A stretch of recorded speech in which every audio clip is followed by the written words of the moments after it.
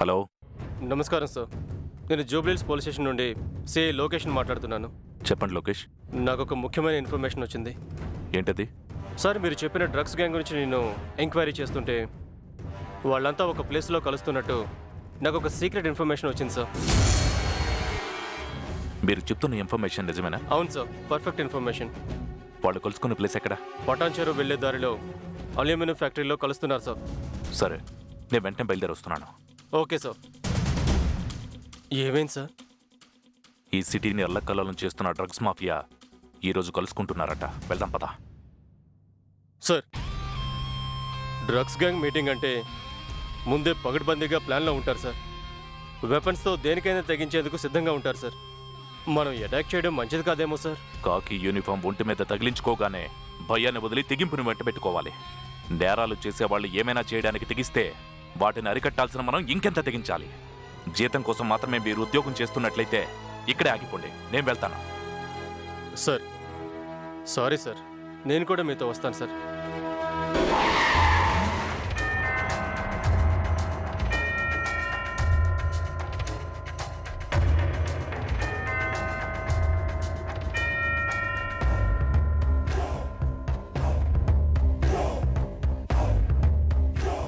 Hi sir, ఎలా ఉన్నారు? Wish చేసుకోవడానికి, యోగక్షేమాలు తెలుసుకోవడానికి మనం ఫ్రెండ్స్ కాదు, బిజినెస్ పార్ట్నర్స్ కాదు. Sorry sir. మనం సప్లై చేసే ఈ డ్రగ్స్ చాలా విలువైనవి. దీన్ని జూబ్లీ హిల్స్లో ఉన్న పొలిటికల్ లీడర్ విజేంద్ర ప్రసాద్ కొడుకు ఇవ్వండి. చాలా సీక్రెట్గా ఇవ్వాలి.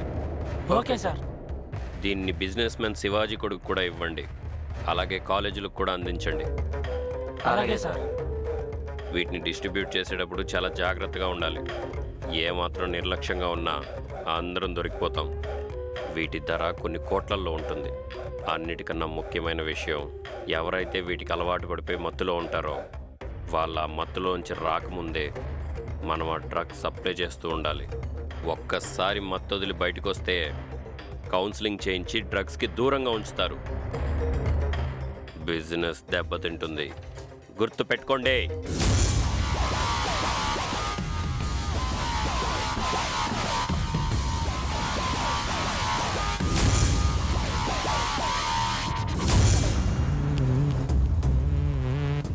సార్ సార్ సార్ సార్, మరి ఇక్కడ ఉన్నట్టు పోలీసులకు ఎవరో ఇన్ఫర్మేషన్ ఇచ్చారు.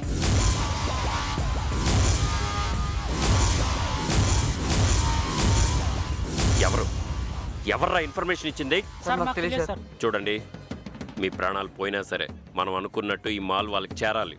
ఒకవేళ ఎవరైనా పట్టుబడిపోయినా చచ్చిపోండి. డ్రగ్స్ ఇన్ఫర్మేషన్ మాత్రం పోలీసులకు చెప్పొద్దు. వెళ్ళండి.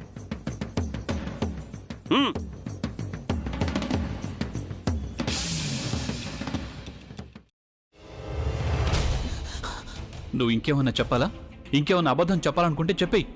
నేను చూడాలనుకుంటున్నాను నన్ను మోసం చేయడానికి నువ్వు ఎంత నీచానికి దిగజారగలవు అని. ఎందుకు ఆలియా, ఎందుకు నువ్వు ఇలా చేసావు? నీకు తెలుసు కదా, నానమ్మ తర్వాత నీ ఒక్కదానిని కదా నేను పూర్తిగా నమ్మేది. ఏమన్నావు నువ్వు?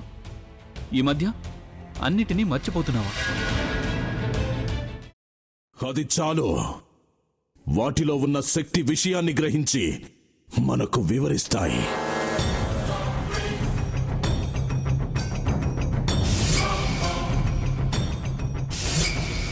ఎవరు ఆ దండ విప్పొద్దు, గది తలుపులు తెరవద్దు.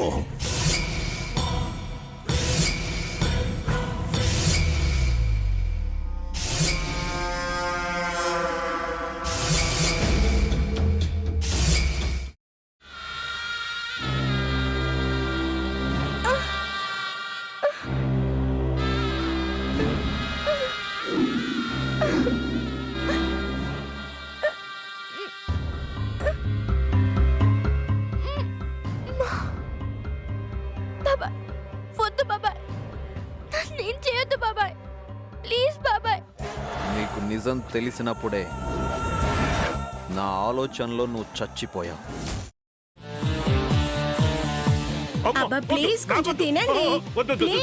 భీమారావు గారు, మీరా? ఇగో మీరా కాదు, సక్కుబాయ్. అవును, మీ పనామే లేచిపోయిందని చెప్పి కంప్లైంట్ ఇచ్చినావు కదా. రేయ్, ఆయన కంప్లైంట్ ఇచ్చింది లేచిపోయిందని కాదు, కనిపించడం లేదు అని. అట్లానా? సరే మేడం. ఇడియట్. ఆ వంట మనిషి పేరేంటన్నారు? రత్తాలు మేడం. ఏం పెద్ద మంచి, నీ వంట మంచిని కూడా మేడం అని పిలుస్తావా? రేయ్ హాఫ్ బ్రెయిన్,